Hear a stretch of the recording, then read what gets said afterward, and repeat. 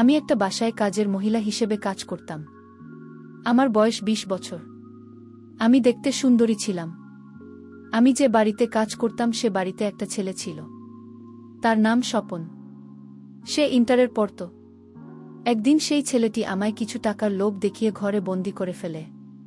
তারপর আমার সাথে যা ঘটেছিল সেটা শুনলে তোমাদের মাথা ঘুরে যাবে। তাহলে আসল ঘটনাটি বলি।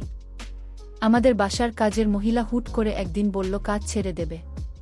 প্রায় 3.5 বছরের কিছু বেশি সময় ধরে সে আমাদের বাসায় কাজ করছে।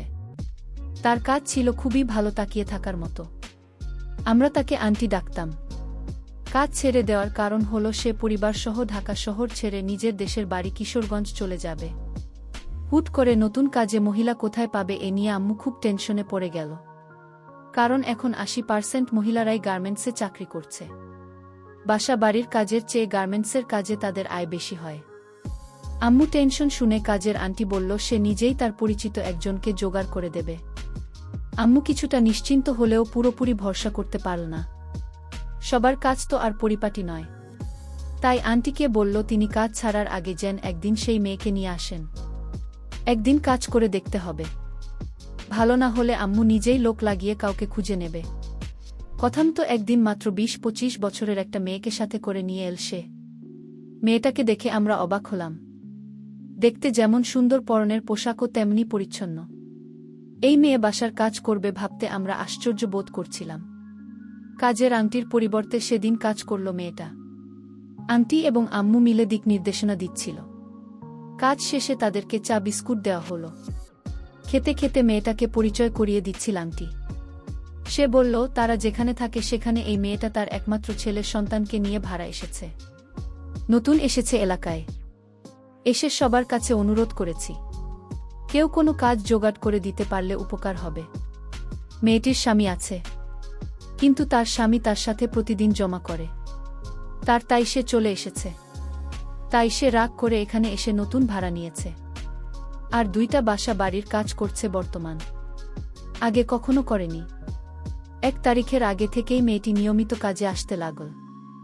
একদিন দেখলাম কাপড় ধরছে আর ফুপিয়ে কাঁদছে সে। আমরা নানান রকম প্রশ্ন করার পরও সে কিছুই বলেনি। এরপর থেকে প্রায়ই দেখতাম সে কাছে। আমরা অনেকবার জিজ্ঞেস করার পর কিছু জানতে না পেরে একসময় জিজ্ঞেস করা বন্ধ করে দিলাম।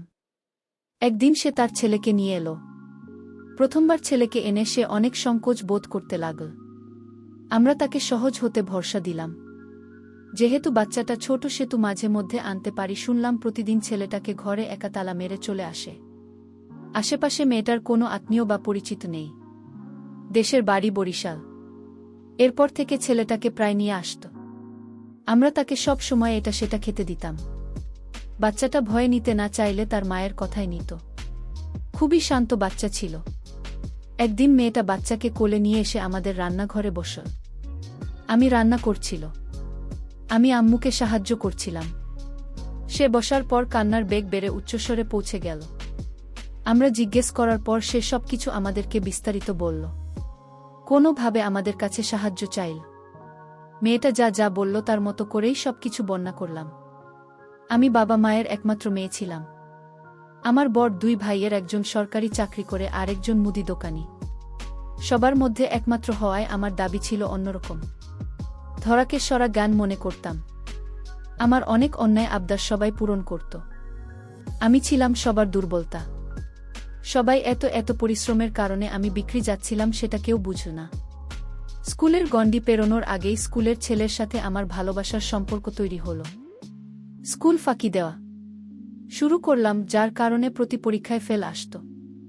শিক্ষকরা বাবা মাকে ডেকে ডেকে বিচার দিলেও বাবা মা কখনো আমাকে মৃদু ধমক ছাড়া আর কোনো শাসনই করলেন না। এতে আমি আরও প্রশ্রয় পেয়ে গেলাম। স্কুল, কোচিং আর বান্ধবীদের বাড়ি যাওয়ার নাম করে ছেলেটার সাথে ঘুরে বেড়াতাম। সে আমার জন্য অজস্র টাকা পয়সা খরচ করত এবং সবসময় এটা সেটা উপহার দিত। এ কথা সে বুঝতে পেরে আর দেরি না করিনি। এক পর্যায়ে তার সাথে আমার বিয়ে হয়েছিল। বিয়ে হওয়ার পর তার চরিত্র সম্পর্কে জানতে পারি। তার আচার আচরণ ভালো ছিল না। তার সাথে আমার জয়মা সংসার ঠিকই ছিল। এক পর্যায়ে তার কাছ থেকে আমি অবহেলা পেতে থাকি। আমাকে সে কোনো মূল্য দেয় না, আগের মতো সম্মান করে না। তার মিষ্টি কথা টাকা খরচ করুন। আবদার শুনে আমি গান শূন্য হয়ে গেলাম। আমি ভেবেছিলাম তার সাথে সারা জীবনটা কাটিয়ে দেব, কিন্তু তার আমার কপালে ছিল না। আমার তার সাথে আমার ঝগড়া লেগেই থাকত। সে আমার কোনো কথা শুনত না। শেষে বুঝতে পারলাম তার সাথে সারা জীবনটা কাটানো আমার পক্ষে আর সম্ভব না। আমার এক ছেলে সন্তান ছিল। আমি তাকে নিয়ে বাড়ি থেকে চলে আসলাম সারা জীবনের জন্য। আমি তাকে ডিভোর্স দিতে বাধ্য হলাম। বাবার পারিবারিক অবস্থাও তেমন ভালো না। বাবা বর্তমানে অসুস্থ। আমি ছাড়া বাবাকে দেখাশোনা করার মতো আর কেউ নেই। যারা ছিল তারা অনেক দূরে চাকরি করে। ছোটবেলায় আমার মা মারা গিয়েছিল। এখন বাবাকে দেখাশোনা, আমার খরচ করার মতো কোনো পয়সা নেই। আর তাই বাধ্য হয়ে আমি আপনাদের বাসায় কাজ করতে এসেছি। আমি কাজের মহিলার কথাগুলো শুনে আমার খুব খারাপ লাগছিল। এই মেয়েটিকে এভাবে ফাঁকি দিতে পারল? এত সুন্দর একজন মহিলা। তার কথায় বুঝলাম আসলে সে একজন শান্ত নীরব প্রকৃতির লোক। আর এই মহিলাকে সে এভাবে থাকতে পারল। যাই হোক, কাজের মহিলাটি আমাদের বাসায় সকাল 6টায় আসে আর রাত 8টায় চলে যায়। আমি স্বপন, আমার বয়স 22। আমি এবার ইন্টারে পড়ি। কাজের মহিলাটি আমাকে সময়মত চা বানিয়ে দেয়। কাপড় চোপড় ধুয়ে খাওয়া দাওয়া সব কাজ করে এই মহিলাটির এই কষ্ট দেখে আমার খুব মজা হতো। তার ছোট ছেলেটিকে নিয়ে আমাদের বাসার সকল কাজ করত। একদিন কাজের মেয়েটি আমায় বলল, স্যার, এ মাস শেষ হতে আরও 5 দিন বাকি, কিন্তু আজ আমার কিছু টাকার দরকার ছিল। কারণ বাবা খুবই অসুস্থ। বাবার জন্য আজ ওষুধ কেনার মতো কোনো পয়সা নেই। তাই যদি আজ আপনি 200 টাকা দিতেন তাহলে খুব উপকার হতো। ঠিক আছে, আপনি আসুন আমার সাথে। কাজের মহিলাকে নিয়ে আমি একটা রিকশায় করে বাজারে গেলাম।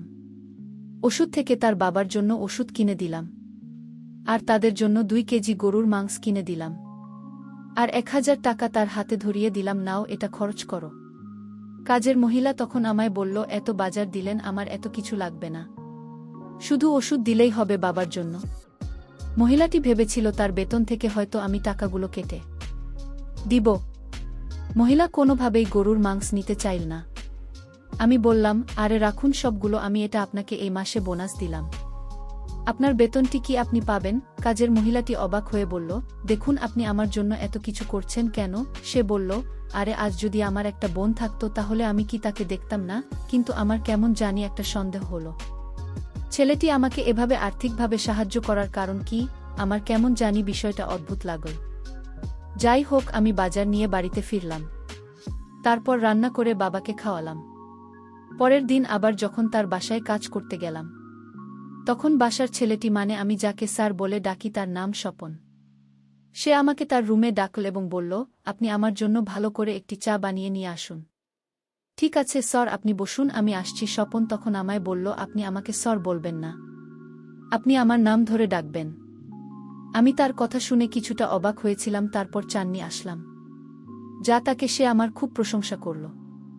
আপনার হাতের চা অনেক ভালো হয়। আমি তার এই কথা শুনেও কিছুটা আশ্চর্য হলাম, কারণ ইদানিং লক্ষ্য করছি সে আমার প্রশংসা করছে। আমার কি লাগবে না লাগবে সব কিছুই দেখাশোনা করছে। একদিন স্থাপনের মা বাবা ঢাকা বেড়াতে যাবে, কিন্তু স্বপন যাবে না, কারণ তার নাকের সামনে পরীক্ষা। আর তাই সমস্ত বাড়ির দায়িত্ব আমার হাতে বুঝিয়ে দিলেন। তাদের আসতে নাকি 1 সপ্তাহ সময় লাগবে, আর তাও বলে গেলেন, আপনি 1 সপ্তাহ স্বপনের দেখাশোনা করবেন, আর রাতেও এই বাড়িতে থাকবেন।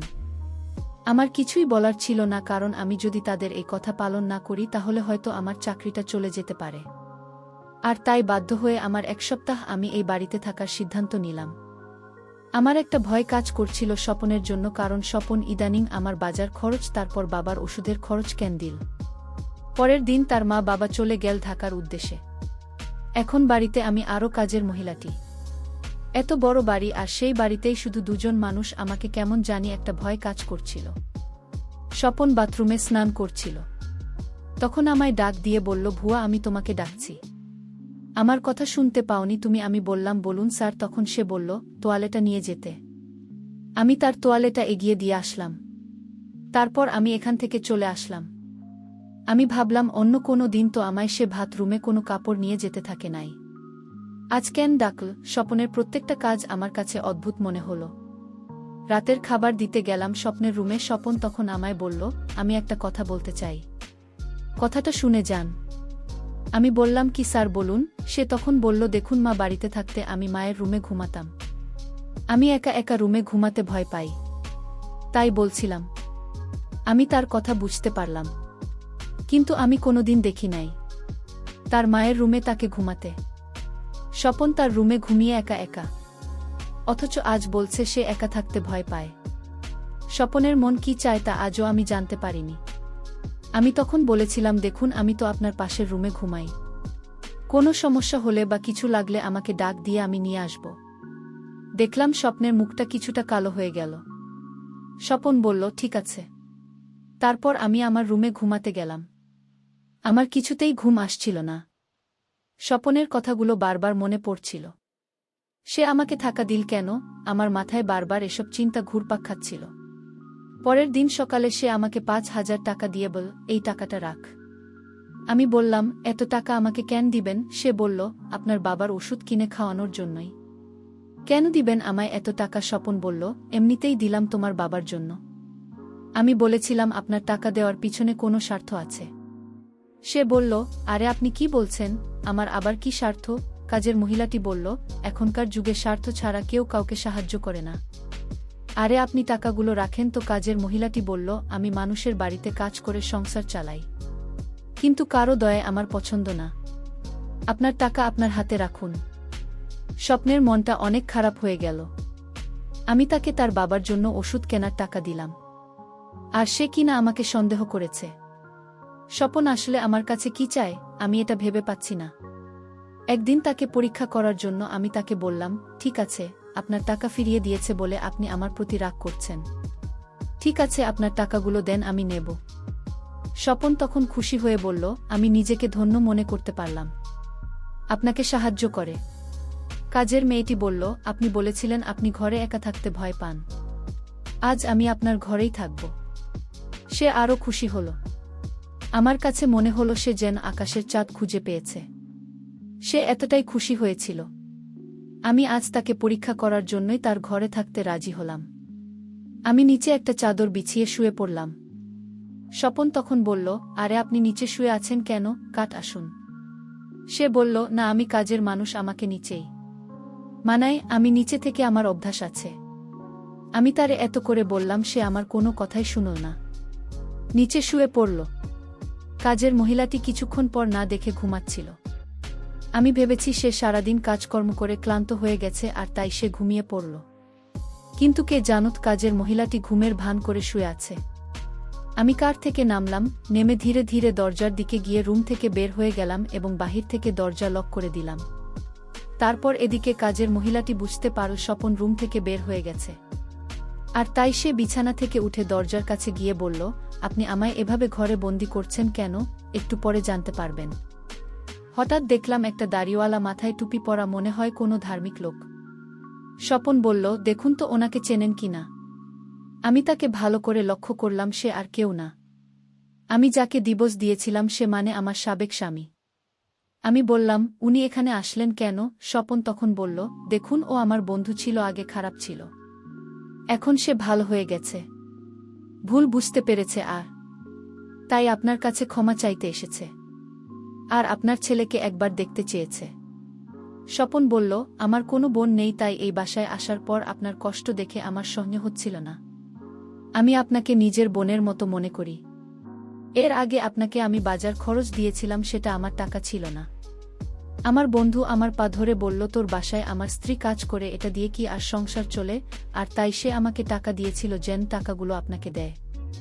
আর তাই আমি আপনার স্বামীকে খুঁজে বের করি এবং পরে জানতে পারি সে আমার ক্লাসমেট, আমার বন্ধু। আপনি তাকে ডিভোর্স দেওয়ার পর থেকে সে অসুস্থ হয়ে পড়ে, আর সে বুঝতে পারে যে কাউকে কষ্ট দিলে আল্লাহ তাকে ছাড়েন না। হয়তো আপনাকে কষ্ট দেওয়ার কারণে আজ আমার বন্ধুর এই অবস্থা। সে এখন 5 ওয়াক্ত নামাজ আদায় করে। আপনি আমার বন্ধুকে ক্ষমা করে দিন। এসব শোনার পর আমি আর নিজেকে ধরে রাখতে পারিনি। আমি হাউমাউ করে কান্না করে দিলাম এবং তাকে ক্ষমা করে দিলাম। আজকের গল্পটি কেমন লাগলো তা অবশ্যই কমেন্ট করে জানাবেন। ধন্যবাদ।